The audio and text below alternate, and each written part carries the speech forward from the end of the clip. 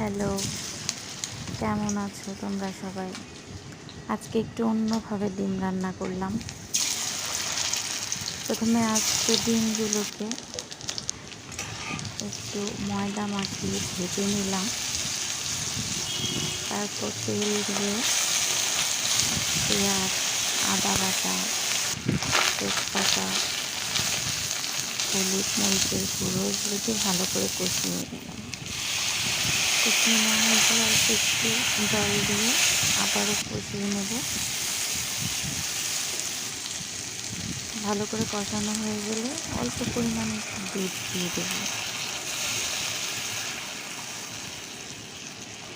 এরপর আবার একটু ভালো করে কষিয়ে নিচ্ছি। তেল ছেড়ে দিলে এখন পরিমাণ মতো জল দিয়ে দেব, পরিমাণ মতো লবণ, অল্প পরিমাণে চিনি দিয়ে